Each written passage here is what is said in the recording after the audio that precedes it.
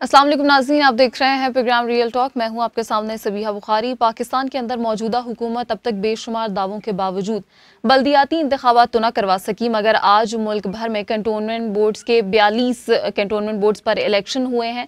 मुल्क की तमाम सियासी जमातों के कुल 1550 उम्मीदवारान ने इसमें हिस्सा लिया, मगर असल मुकाबला देखने में आया पाकिस्तान मुस्लिम लीग नून और पाकिस्तान तहरीक इंसाफ के उम्मीदवारान के माबैन।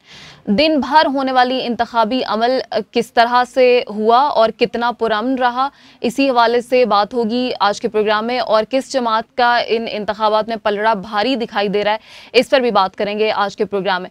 और साथ ही एक बहुत अहम मौजू जिस पर दुनिया भर की नजरें इस वक्त मरकूज हैं। कुछ दिन पहले ISI chief general Faiz Hamid की अफगानिस्तान में तालिबान के आला हुकाम से मुलाकात की बाज़गश्त हमें आलमी मंजरनामे पर शह सुर्खियों की जीनत बनी हुई नजर आई।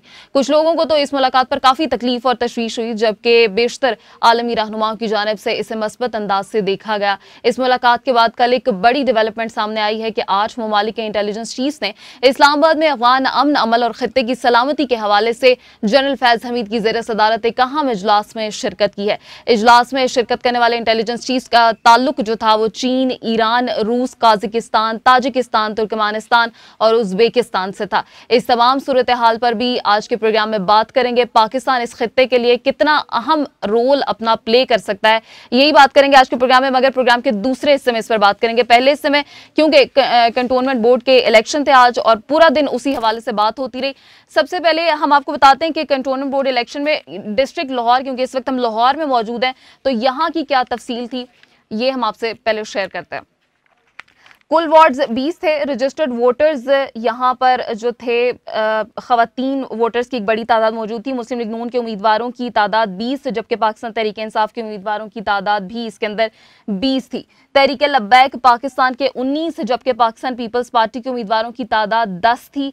पाकिस्तान मुस्लिम लीग काफ के उम्मीदवारान की तादाद इसमें 13 थी और जमात इस्लामी के 10, जमीयत उलमा इस्लाम फे के 6 और पाकिस्तान अवामी तहरीक के 5 उम्मीदवार, बराबरी पार्टी पाकिस्तान के 2, अल्लाह अकबर पार्टी के 19, जबकि 144 आज़ाद उम्मीदवार इस मैदान में मौजूद थे आज के इलेक्शंस के लिए।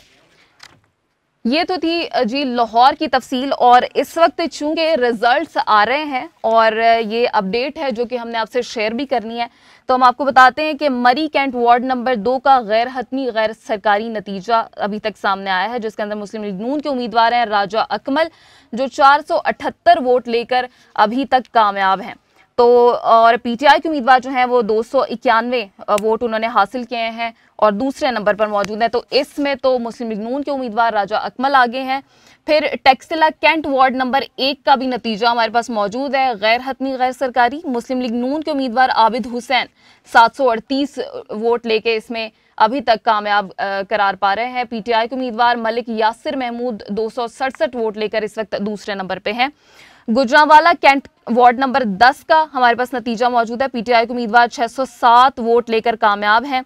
मुस्लिम लीग नून के उम्मीदवार 296 वोट लेकर दूसरे नंबर पर हैं। इसी तरह हमारे पास बन्नू कैंट वार्ड नंबर 1 का भी नतीजा मौजूद है और मर्दान कैंट वार्ड का भी हमारे पास नतीजा आ गया है। मंगला कैंट का भी, जिसके अंदर बन्नू कैंट में PTI के उम्मीदवार समीउल्लाह खान 366 वोट लेके, मंगला कैंट में मुस्लिम लीग नून के उम्मीदवार 201 वोट लेके और मर्दान कैंट में आज़ाद उम्मीदवार हाजी अल्ताफ 313 वोट लेकर इस वक्त हमें कामयाब नजर आ रहे हैं मुस्लिम लीग नून के।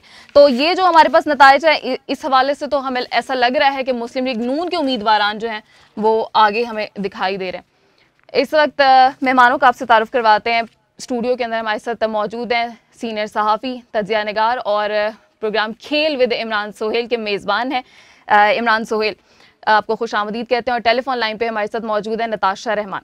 आप दोनों मेहमानों का बहुत शुक्रिया अदा करते हैं प्रोग्राम में शिरकत का। इमरान, सबसे पहले तो मैं नताशा से ही शुरू करना चाहूँगी। नताशा, ओवरऑल तो हमने देखा कि पुरअमन इलेक्शन हुए हैं आज, मगर ये बताइए कि आपको कितना वक्त अभी तक दरकार है मुकम्मल जो नताइज आने में, और इस वक्त आप क्या देख रही हैं कि ये भी कहा जा रहा था कि शायद 1 घंटा जो है वो बढ़ा दिया जाए वक्त को, फिर इसके अंदर कोई पेशरफ्त भी हमें नजर नहीं आई, तो इस हवाले से भी बताइए।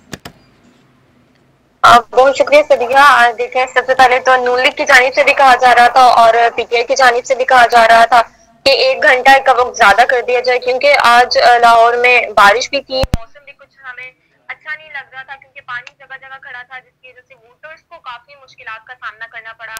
और क्योंकि बारिश की वजह से वोटर्स घरों से कम बाहर निकले और वोट भी उस तरह से कास्ट नहीं।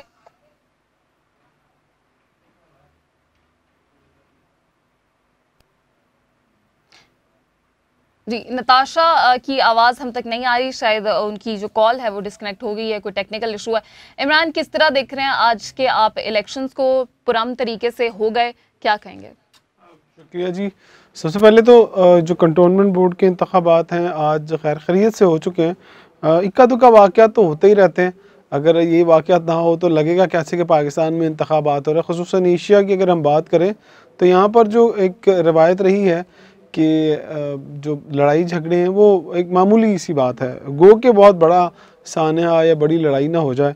और कंटोनमेंट बोर्ड में जैसे कि आपको पता है कि जो कैंट एरियाज़ हैं पाकिस्तान भर में उनके अंदर ये इंतखाबात होते हैं। तो ये जस्ता एक ऐसे ही है जैसे हम बल्दियाती इंतखाबात की बात कर लें, आम जो आवाम में होते हैं उस हवाले से इंतखाबात अगर हो रहे हों तो उसी सिलसिले की एक कड़ी है जो कि आज तक रुकी नहीं है। ये बहुत बड़ी बात है कि कितना मुनज़्ज़म सिस्टम है यहाँ पर कि जो कंटोनमेंट बोर्ड के इंतखाबात हैं वो होते हैं और यहाँ पर जो रहने वाले रहायशी हैं उन्हीं के अंदर से ही जो काउंसलर्स हैं वो मुंतखब होते हैं और वो उम्मीदवारान सामने आते हैं और वही तरीक़ाकार है जो आम इंतखाबात में तरीक़ाकार होता है। इलेक्शन कमीशन ही इसे कंडक्ट करता है। तो मतलब एक इलेक्शन एक्टिविटी आज जो होने जा रही है ये थोड़ा सा हम कह सकते हैं कि इमरान, आपके मुनक़ता कर रही हूँ आपकी बात को, दोबारा से आपसे इसी हवाले से पूछना, लेकिन नताशा से हमारा राबिता जो है बहाल हो गया। जी नताशा, बताइए। आप पूछ रही थी कि अमन ईमान की सूरत हाल, तो आज चूंकि इलेक्शन जो है हमें काफी ज्यादा पुरानी नजर आया है, क्योंकि एक दो जगह पर हमें कुछ लड़ाई झगड़ा नजर आया, लेकिन वहां पर क्योंकि पुलिस एहलकार काफी ज्यादा थे, सिक्योरिटी के मामला काफी अच्छे हमें आज नजर आए, जगह जगह हमें रेंजर्स भी तैनात नजर आई। और इसी हवाले से अब उसके बाद तो हमें कोई ऐसा लड़ाई झगड़ा देखने में नहीं आया। और इसके साथ साथ आपको ये भी बताते जाएं कि जो मजबूत कैंडिडेट थे वो हमें पीटीआई और नून लीग के ही सारा दिन नजर आए। और वोटर्स की अगर हम बात करें तो वोटर्स किस हिसाब से बाहर आए, तो वोटर्स आज चूंकि मौसम भी कुछ हमें ऐसा दिखाई दे रहा था, बारिश थी, जगह जगह पानी खड़ा था, और जो वोटर्स हैं उनको घरों से निकलते हुए काफी मुश्किलात का सामना करना पड़ा। तो इसलिए हमें वोटर्स की तादाद कुछ घरों से बाहर कम निकलती दिखाई दी, जिसकी वजह से वोट उसी लिहाज से कास्ट नहीं हुए जिस लिहाज से होने चाहिए थे। लाहौर में चूंकि दो और जगह पर वो कंटोनमेंट बोर्ड की इलेक्शन हुई, तो वॉल्टन में और दूसरा कैंट के इलाके में कास्ट किए गए। और वहाँ दोनों इलाकों की अगर हम बात करें तो दोनों में ही हमें वोटर्स की तादाद घरों से कम बाहर निकलती दिखाई दी। सिक्योरिटी सूरत हाल के हवाले से आगाह कर देती हूँ तो सिक्योरिटी सूरत हाल हमें काफी बेहतर नजर आई। और इसके साथ साथ तकरीबन 40 से ज्यादा जो पोलिंग स्टेशन थे उनको हसास करार दे दिया गया, और कुछ पोलिंग स्टेशन को मुख्तलिफ कैटेगरीज में उन्होंने तकसीम कर दिया था, ए कैटेगरी, बी कैटेगरी और सी कैटेगरी में डिवाइड कर दिया गया था, ताकि कोई भी नाखुशगवार वाकया पेश ना आ सके। सुबह के बाद में हल्की सी लड़ाई झगड़ा हमें थोड़ा सा नजर आया था एक जगह पर। मगर इस तरह की लड़ाई झगड़े जो होते हैं वो तो इलेक्शन में हो ही जाते हैं, छोटे मोटे वाकयात। नताशा ये बताइए कि जी बिल्कुल, अच्छा ये बताइए कि ख्वाजा साद रफीक चूंकि बार बार ये कह रहे थे कि पानी बहुत खड़ा है सड़कों पे, वोटर्स को बड़ा मुश्किल हो रहा है, तो 1 घंटा पोलिंग का वक्त बढ़ा दिया जाए, फिर हमने इस मामले में कोई पेशरफ्त नहीं देखी, तो इस हवाले से भी बताइए हमें। तो सबीहा देखें, जहाँ ख्वाजा साद रफीक कह रहे थे ना, वहीं सेनेटर जो इजाज चौधरी हैं उनके पास भी उन्होंने भी यही कहा कि 1 घंटा बढ़ा दिया जाए वोटिंग का वक्त है। लेकिन जो इलेक्शन कमीशन है उसकी जानिब से ऐसा कोई भी स्टेप नहीं लिया गया कि 1 घंटा ज्यादा कर दिया जाए। तो जो चूंकि 5 बजे वोटिंग का अमल खत्म हो जाना था, बिल्कुल 5 बजे वोटिंग खत्म कर दी गई, लोगों को वोट कास्ट करने की इजाजत नहीं दी गई 5 बजे के बाद। जो बाहर खड़े थे उनको बाहर ही रहने दिया गया। और ये दोनों पार्टी, सिर्फ एक पार्टी की जानिब से नहीं, दोनों पार्टीज की जानिब से कहा जा रहा था कि टाइम को बढ़ा दिया जाए, ज्यादा से ज्यादा 1 घंटा ज्यादा कर दिया जाए, ताकि वोटर्स जो है वो घरों से बाहर निकल सके। क्योंकि मौसम ऐसा था, आपके सामने ही है, बारिश हो रही थी और जगह जगह पानी भी खड़ा था। इसके लिए दोनों पार्टीज की जानिब जो स्ट्रॉन्ग पार्टीज हैं, पीटीआई और नून लीग, इन दोनों के जानिब से ये कहा जा रहा था कि जो वक्त है उसको बढ़ा दिया जाए। ठीक है नताशा, अभी तक जो मैंने रिजल्ट्स बताए उसके अंदर तो कुछ कहीं पे नून लीग आगे है, कहीं पे पाकिस्तान तहरीक इंसाफ के उम्मीदवार आगे हैं, तो कुछ समझना अभी मुश्किल है। ये बताइए कि पहले तो गुज़श्ता जो हमने इलेक्शन देखे उसके अंदर तो नून लीग का पलड़ा ही भारी रहता था हमेशा, तो इस दफा आपने ट्रेंड क्या देखा, किस पार्टी की हिमायत ज्यादा नजर आई? सबिहा, इस दफा तो क्योंकि पीटीआई की गवर्नमेंट को 3 साल का अर्सा गुजर गया और लोगों के में जो हमें एक लहर नजर आई ना, उनने गम गुस्सा हमें दिखाई दिया हुकूमत को लेके कि पीटीआई की जानिब से महंगाई है वो बहुत ज्यादा हो गई है, लोगों की बात नहीं सुनी जा रही, जगह जगह उनको प्रॉब्लम्स होती हैं। तो मेरे ख्याल से इस दफा नून लीग शायद जीत जाए, क्योंकि जो आवाम है वो यही कह रही थी कि नवाज शरीफ के दौर में हमें, क्योंकि लाहौर आपको पता है लाहौर नून लीग का गढ़ है, तो लाहौर में यही कहा जा रहा था कि नून लीग की हुकूमत दोबारा से आए ताकि महंगाई का खात्मा हो सके, जो बिजली के बिलों में इजाफा हो रहा है और मुख्तलिफ जो लोगों को प्रॉब्लम्स फेस करना पड़ रही हैं, क्योंकि 3 साल का अर्सा गुजर गया। 3 साल के अर्से में हुकूमत अवाम तो यही कह रही है कि हुकूमत ने फिलहाल कुछ नहीं किया अवाम की खातिर, तो अवाम को बहुत अच्छा, तो आप नून लीग को आगे देख रही हैं। ठीक है, इसी सवाल को लेकर इमरान आपकी जानिब चाहिए, जैसे नताशा कह रही है कि नून लीग इस दफा आगे फिर से दिखाई दे रही है, तो ये हुकूमत वक्त के लिए एक बड़ी सोचने की बात है कि बल्दियाती इलेक्शन तो करवा नहीं सके, बार बार दावे करते रहे, अभी कंटोनमेंट बोर्ड के इलेक्शन हो रहे हैं उसमें अगर हार जाते हैं तो ये बड़ा नुकसान नहीं होगा? देखिए 40-42 जगहों पर जो है वो इंतखाबात हो रहे हैं मुल्क भर में, और अभी जो मेरी इत्तलात लाहौर की हैं वो बड़ी सरप्राइजिंग इत्तलात हैं कि पाकिस्तान तहरीक इंसाफ भी 2 से 3 सीटें जो है वो लाहौर के अंदर से जीत रही है। अगर हम बाहर की बात करें तो काफ़ी बड़ी तादाद में उनके जो वार्ड्स के अंदर उनके जो उम्मीदवारान हैं वो जीत रहे हैं। लेकिन लाहौर के अंदर एक और सरप्राइजिंग चीज़ आपको बताऊं, लाहौर में से एक सीट जो है वो जो पाकिस्तान सुन्नी तहरीक के है वो भी उम्मीदवार उनके सामने से एक सीट लेकर जा रहे हैं, और ये बहुत बड़ी बात है कि खादिम हुसैन रिजवी की जो टीटीपी आई थिंक माजरत के साथ उनकी जो जमात का नाम है हम ले नहीं सकते, वो कल हुकूमत की तरफ से इजाज़त नहीं है, तो वो भी एक सीट वो वहाँ से जीतने में कामयाब हो चुके हैं।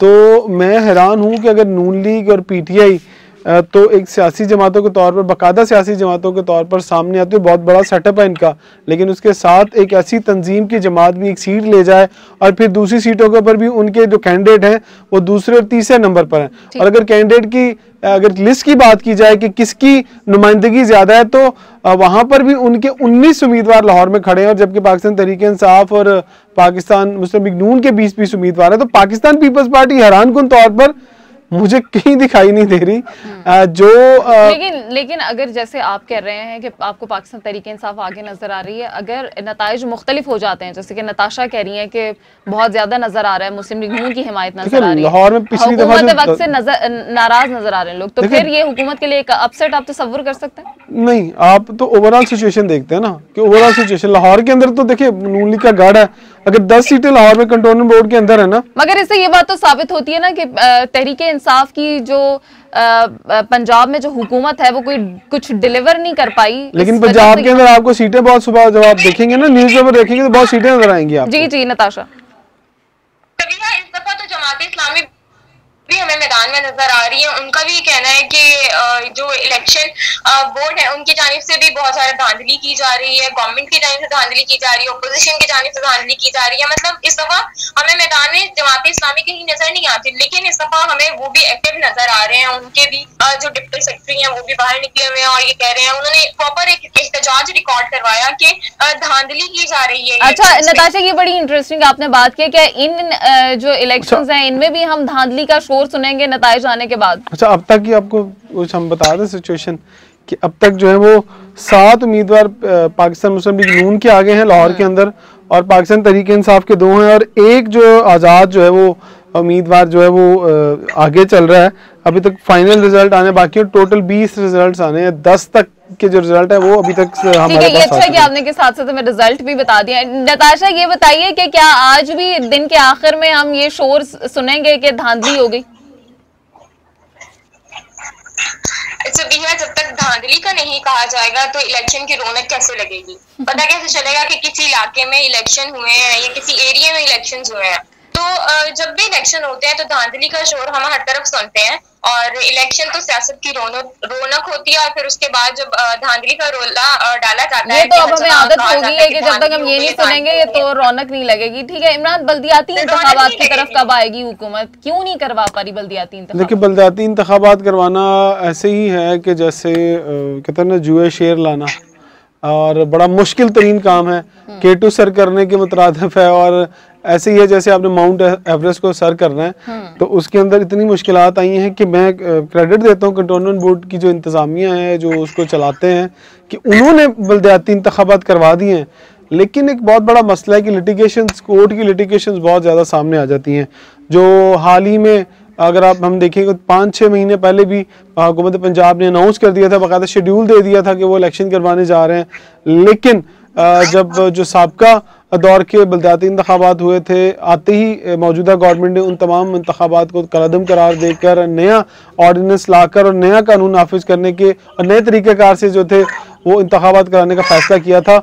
उनको क्योंकि सुप्रीम कोर्ट से बहाल हो गए हैं वो पुराने जो बल्दियाती नुमाइंदगान थे, तो अब इसलिए वो प्रोसेस रुक गया है। और लगता है कि अगला जो साल होगा वो बल्दियाती इंतखाबात का ही साल होगा। तो हम कह सकते हैं कि ये आज का सेमी जो वार्म अप मैच था, और जो अगले बल्दियाती इंतखाबात होंगे वो जरा ज्यादा हम कह सकते हैं कि प्रैक्टिस मैच के तौर पर हम सामने ये वार्म अप कर सकते हैं कि हो जाए बल्दियाती इंतखाबात अगले साल ही हो जाए। नताशा, बस आखिर में मुझे ये बता दीजिए कि कब तक एक्सपेक्टेड है कि मुकम्मल नताइज आ जाएंगे? सबिहा तकरीबन रात कोई 12 बजे तक कह रहे हैं कि इलेक्शन जो रिजल्ट्स हैं वो अनाउंस कर दिए जाएंगे। चूंकि 2 बोर्ड्स के रिजल्ट हैं, तो उम्मीद ये की जा रही है कि जल्द से जल्द जो रिजल्ट्स हैं उनको अनाउंस कर दिया जाए, ताकि जो आवाम की और जो हमारे कैंडिडेट्स खड़े होते हैं उनका जो इंतजार है उसको खत्म कर दिया जाए और बता दिए जाए, रिजल्ट्स अनाउंस कर दिए जाए। फाइनल जो रिजल्ट्स हैं वो रात तकरीबन 12 बजे तक आ जाएंगे और अनाउंस कर दिया जाएगा कि कौन जीता है और कौन हारा। ठीक है, बहुत शुक्रिया। नताशा रहमान हमारे साथ मौजूद थी और तफसीलात के हवाले से, आज के इलेक्शंस के हवाले से उन्होंने अपना तज्जिया भी दिया, तफसीलात भी बताई। और इमरान सोहेल साहब हमारे साथ स्टूडियो में मौजूद हैं। ब्रेक के बाद हमें एंकर पर्सन ताई महमूद साहब ज्वाइन करेंगे। अभी शामिल करते हैं छोटा सा ब्रेक, हमारे साथ रहिए।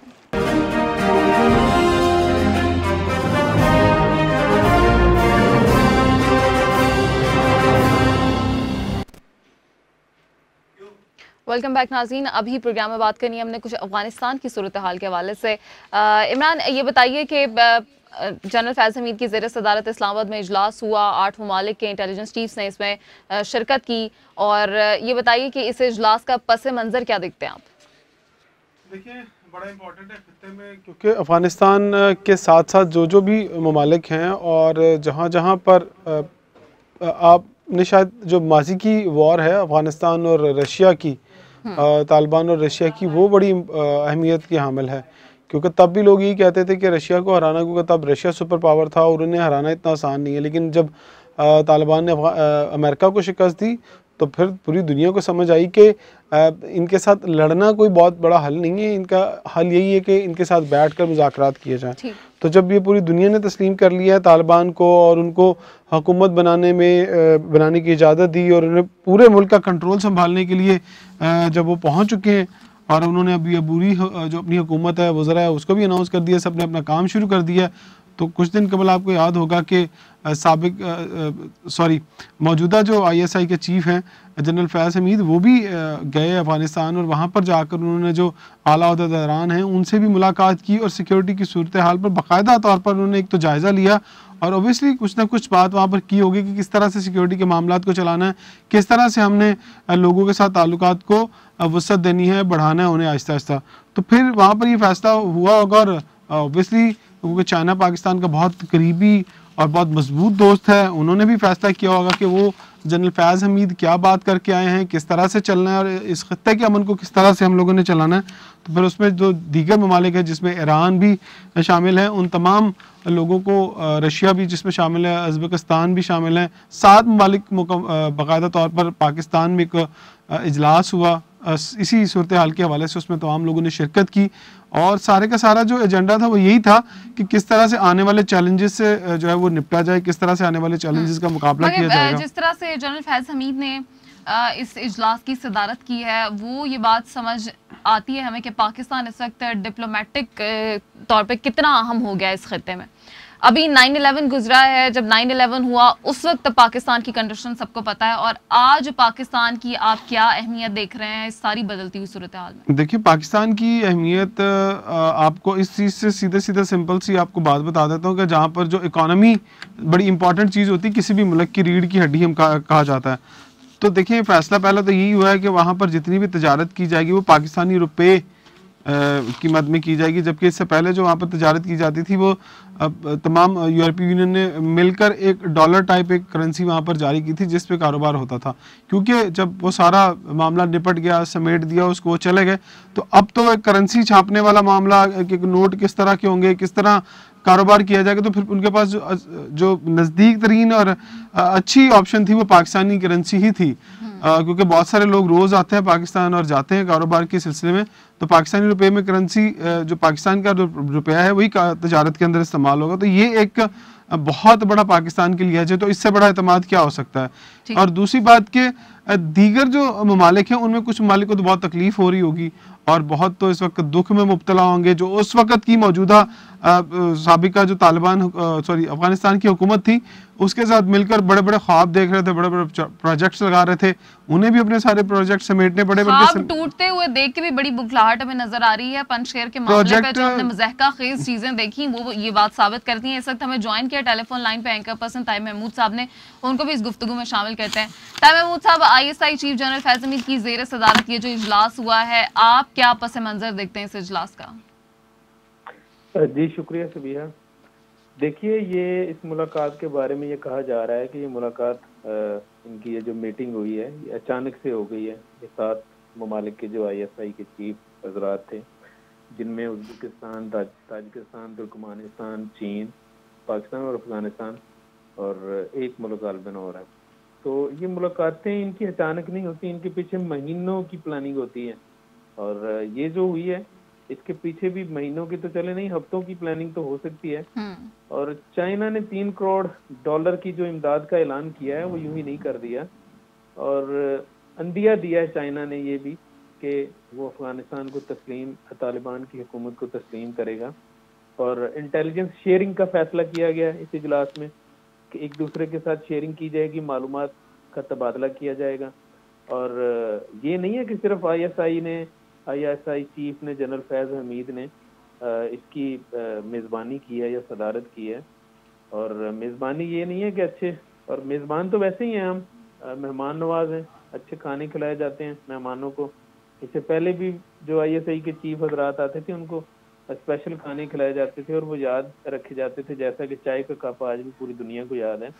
तो ये सेंट्रल एशिया की रियासतें हैं जो हैं उनको खौफ है, खास तौर पर ताजिकिस्तान जो है उनको खौफ है, अगर ताजिक अकॉर्डोमेंट ना किए गए, तलखी बढ़ गई, तो इन्हें तो सिर्फ वो जो ताजिक हैं उन्हें तो सिर्फ दरिया ही क्रॉस करना है ना, दरिया क्रॉस करके आएंगे, वो ताजिकिस्तान में दाखिल हो जाएंगे और मुहाजिरत शुरू हो जाएगी, और जो इनके मुखालिफिन है उनको अफगानिस्तान पनाह दे देगा, अगर खुदा न ख्वास्ता ऐसा हुआ, खदशा है।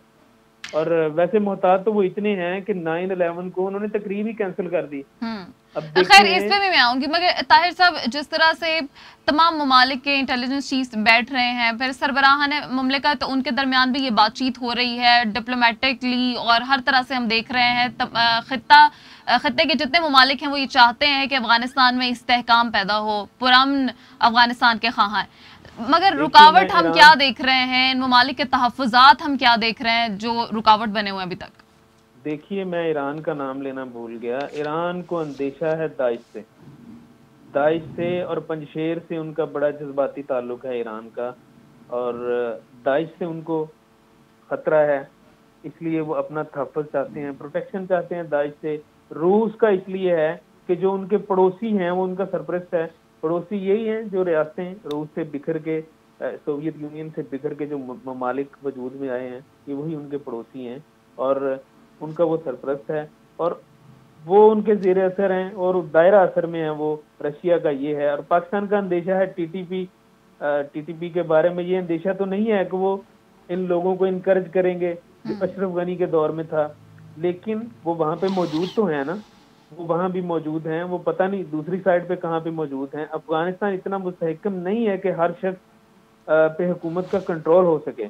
और मैं आपको बताता चलूं, खबर कल से ये चल रही है, ये है कि तालिबान ने ख़वातीन वुज़रा को भी काबीना के अंदर शामिल करने का फैसला किया है कि उनकी जो काबीना है उसमें ख़वातीन वुज़रा जो हैं वो भी होंगी। और ये एक पॉजिटिव पहलू जो है वो दुनिया के सामने जाएगा उस हवाले से कि ये लोग बिल्कुल एक पॉजिटिव पहलू है, मगर इंतजार ये किया जा रहा था कि शायद पहले ऐलान में ही ख़वातीन का भी ऐलान किया जाएगा जब हुकूमत की तश्कील का ऐलान किया जाएगा। इमरान साहब, ये आप क्या रुकावट देखते हैं? खत्ते के तमाम ममालिक अमन भी चाहते हैं अफगानिस्तान में, इस्तेहकाम भी चाहते हैं और अफगानिस्तान के मसाइल से भी वाकिफ हैं। जितना डिले होगा उतनी प्रॉब्लम्स वहाँ पे बढ़ेंगी। अभी आज भी खबर आ रही थी कि इंसानी बुरा जी देखिए, डिले नहीं किया गया। वो बहुत समझदार हैं, वो बहुत सियाने हैं। उन्होंने 9/11 को तकरीब मौखर की, उन्होंने कहा जी हम फजूल खर्ची नहीं करेंगे, हल्फ ही लेना है ना, हम किसी और तरीके से उठा लेंगे। नहीं ताहिर साहब, हम बात कर रहे हैं कि खित्ते के ममालिक जितनी जल्दी अफगानिस्तान के मसाइल के हल की तरफ जाएंगे और वहाँ उनकी मदद के लिए पहुंचेंगे, तो हम अभी आज भी ये खबर आ रही थी कि वहाँ पे इंसानी बुहरान पैदा होने का खदशा। तो अभी किस बात की देर है, किस बात की रुकावट है, क्या देख रहे हैं? देखिए, $2 ट्रिलियन US अमेरिका ने अफगानिस्तान की जंग में झोंक दिया। जो किसकी जेब में गया? वो वॉर लॉर्ड के पास गया, वॉर लॉर्ड की जेब में चला गया। $200 ट्रिलियन तफ है, लानत है, शर्म की बात है ये अमेरिका के लिए। मैं कहता हूँ 1000 बार तफ है। $2 ट्रिलियन अगर अफगानी गरीब आवाम को दिया होता तो 200-300 साल तक उनकी ग़िज़ाई ज़रूरियात पूरा करने के लिए काफी था। ये जो $2 ट्रिलियन इस जंग में झोंक दिया गया, इसका कोई नतीजा नहीं हुआ। 1945 के बाद यूएसए ने जितनी जंगें की हैं सब वो हारा है। 1945 में चूंकि न्यूक्लियर पावर का इस्तेमाल किया था उसने हिरोशिमा और नागासाकी पे, उससे पहले 1939 में जो सेकंड वर्ल्ड वॉर थी तो वो समझा जा सकता है कि वो जीत गए। लेकिन 1945 के बाद वो जितनी भी जंगें लड़े हैं सारी जंगें वो हार गए। ठीक है, मुझे इस सवाल का जवाब इमरान साहब से भी। इमरान साहब, अभी तो मलबे का ढेर है ना वहाँ पे, और हुकूमत तश्कील पा भी जाए तो तालिबान ने मलबे के ढेर पे तो हुकूमत नहीं करनी, मदद की जरूरत है, तो क्या रुकावट बनी है? देखिए, आज जो इंटेलिजेंस शेयरिंग वाली हम बात लेकर चले हैं, सबसे पहले तो उसी पर ही आ जाते हैं कि सबसे पहले मामला है सिक्योरिटी का। कि फ़र्ज़ करें आज तालिबान की हुकूमत ने अपना काम शुरू कर दिया है, लेकिन जो दाइश वाला मामला है वो बड़ा इम्पॉर्टेंट है। तमाम लोगों ने अपने यही वहाँ पर डिसाइड किया है कि सिक्योरिटी के हवाले से कोई भी किसी के पास भी चीज़ें आती हैं वो एक दूसरे से शेयर करेगा, ताकि दुनिया भर को भी यही लगता है कि शायद दाइश को जो फंडिंग है यहाँ से अमेरिका जो निकल के गया है, जिन लोगों को ये बात हज़म नहीं हो रही है, ख़ास तौर पर मैं खुले अल्फाज में बात कर लेता हूँ भारत की, और फिर खुले अल्फाज में बात कर लेता हूँ फ्रांस की, और कुछ इतलात भी आई हैं कि फ्रांस ने जिस तरह से फंडिंग की है दाइश की, तो उन सारी चीज़ों पर नज़र रखनी है कि क्या अगर पुरअमन तरीके से तालिबान और हुकूमत चलाने में कामयाब हो जाता है तो उसमें फिर कोई रखना डालने या उसमें कोई रुकावट डालने के लिए कोई इस तरह की सिक्योरिटी जो चीज़ें हैं उनको बाकायदा तौर पर संभालने के लिए इनके पास क्या मालूमात हैं और किस तरह से होंगी।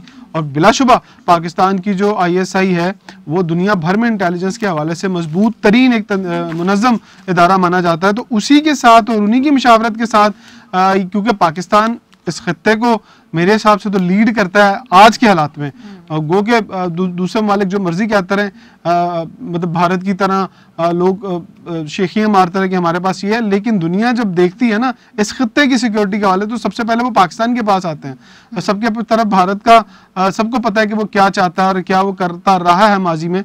तो पाकिस्तान को भी अब सारे मामलात के लिए और सारी चीज़ों के लिए, देखिए अब तालिबान भी जो है ना वो भी पाकिस्तान की तरफ ही देखते हैं कि इन सारे हालात को किस तरह से ठीक करना है, खुराक को किस तरह से लेकर चलना है, वहाँ के कारोबार को, उसकी मस्जिद को किस तरह से खड़ा करना है। और ये मेरा ख्याल है कि मिर्ज़ा साहब ताहिर साहब इस बात को जानते होंगे कि अफ़गानिस्तान में अगर ज़खायर की बात करें तो बहुत ज़्यादा है, बस वहाँ पर हमें अब उन्होंने लोगों को एतमाद देना है कि किस तरह से लोग वहां पर आकर कारोबार कर सकते हैं, किस तरह से कारोबार कर सकते हैं।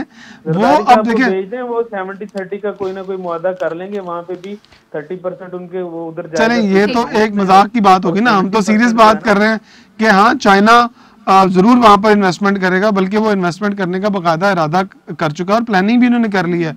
और दीगर जो हमसाया ममालिक हैं वो भी वहाँ पर बहुत बड़ी तादाद में, और पाकिस्तान के पास ख़ास तौर पर एक बहुत बड़ा मौका है कि अपनी इकोनॉमी को सीधा कर सके। वो चीज़ें जो अब अफगानिस्तान को चाहिए, क्यों वो चाइना से जाएं, क्यों वो भारत से आए, क्यों ये चीज क्यों रहे हैं? पंजशेर वैली में दुनिया के कीमती तरीन नवाजात पत्थर बिल्कुल थे, मोती वो सारा कॉन्ट्रैक्ट इंडिया का बिल्कुल अब बेफिक्र है वो सारे का सारा।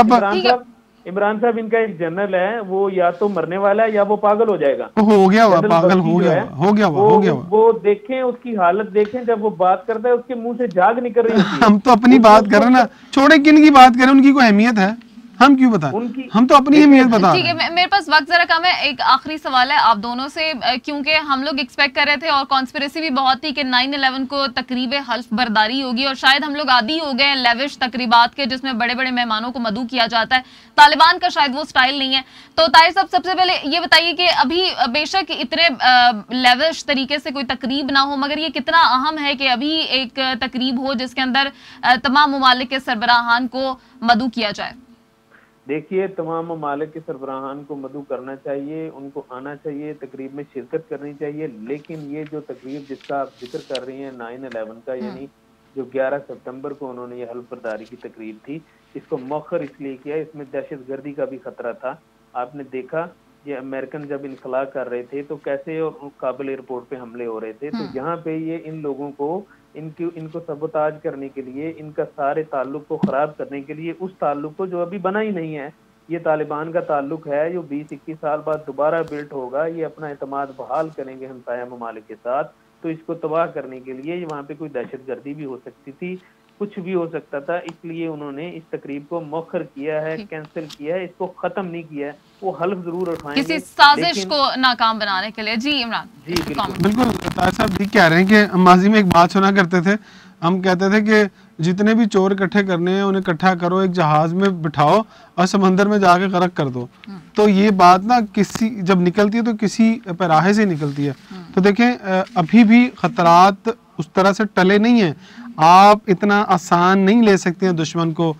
तालिबान इतना आसान, क्योंकि इस्लाम में है कि आप अपने दुश्मन को इतना हल्का ना लें, तो तालिबान बहुत गौर करते हैं इन चीज़ों के ऊपर कि जिस तरह से सारे के सारे देखिए मेन लीडरशिप अगर इकट्ठी हो जाती है तो अल्लाह ना करे कि वहाँ पर इस तरह का कोई वाक़या हो जाता है। आपको पता है टेक्नोलॉजी का दौर है, आप अमेरिका से भी बैठ कर एक चीज़, वक्त कम है, मैं एक छोटी सी बात करना चाहूँगा, जरा प्लीज मुझे कुछ 30 सेकंड दे। आप ले लें, आपने मेरी बात तो काट ही दी, आप 30 या पूरा 1.5 मिनट ले लें, 1 मिनट 30 सेकंड ले लें आप कंप्लीट कर। नहीं सर हो गए, मेरे पास टाइम भी नहीं है, आप डिसाइड कर लें क्योंकि चैनल के पास भी टाइम नहीं। एक आदमी ने दरवाजा नॉक किया, एक आदमी ने दरवाजा नॉक किया, अंदर से एक मालिक मकान बरामद हुआ, उसने पूछा जी, उसने कहा ओए तूने मुझे गेंडा कहा है? उसने कहा ओ भाई मैं आपको जानता ही नहीं हूँ, मैं आपको पहली बार देख रहा हूँ, कैसे कह सकते हो आप कि मैंने आपको गेंडा कहा? उसने कहा तूने मुझे 40 साल पहले गेंडा कहा था। उसने कहा भाई 40 साल बाद तुझे याद आया कि मैंने तुझे गेंडा कहा था? उसने कहा वो हम जब 5वीं क्लास में पढ़ते थे उस वक्त की बात है, तूने मुझे गेंडा कहा। उसने कहा भाई इतनी पुरानी बात तो तू अब मुझे आया इस चीज का बताने के लिए कि मैंने तुझे गेंडा कहा? उसने कहा यार मैंने गेंडा देखा ही अभी है, मुझे अभी पता चला है कि गेंडा किसको कहते हैं, तो मैं इसलिए तेरे पास आ गया। तो गुजारिश ये है कि ये जो लोग हैं, ये जो यहाँ से जा चुके हैं मार खा के और जो चीख रहे हैं राइट लेफ्ट और जो सदाएं बुलंद कर रहे हैं कि हमारे साथ ये हो गया वहां पे, अच्छा ऐसे उल्लू के पट्टे बेवकूफ हैं, वहां पे ये दिखा रहे हैं हमें जनाब को वीडियो गेम दिखा रहे हैं जिसमें जो ये जो अपना F-17 है, ये कुछ F-17 थंडर उड़ रहा है, ये दिखा रहे हैं वीडियो दिखा के कह रहे हैं जी ये पाकिस्तान की जो एयरफोर्स है वो उनकी पंजशेर वैली में मदद कर रही है। तो ये इनको अब याद आ रहा है कि इनको कभी किसी ने माजी में गेंडा कहा था। बिल्कुल, बड़े रेनाउंड स्कॉलर हैं, एंकर पर्सन है आमिर लियाकत हुसैन साहब, उनकी तस्वीर को भी शेयर करके बड़े मज़हका खेज बातें की जा रही थी। बहरहाल प्रोग्राम का वक्त ख़त्म हो गया। तजिया निगार और सीनियर सहाफ़ी इमरान सोहेल साहब हमारे साथ मौजूद थे और टेलीफोन लाइन पे हमारे साथ ताई महमूद साहब एंकर पर्सन मौजूद थे। दोनों मेहमानों का शुक्रिया अदा करते हैं। प्रोग्राम के पहले हिस्से में एंकर पर्सन नताशा रहमान भी हमारे साथ मौजूद थी, उनका भी एक दफ़ा फिर से शुक्रिया अदा करते हैं। नाज़रीन, प्रोग्राम आपने देखा, फीडबैक ज़रूर दीजिएगा। इजाज़त दीजिए, अल्लाह हाफ़िज़।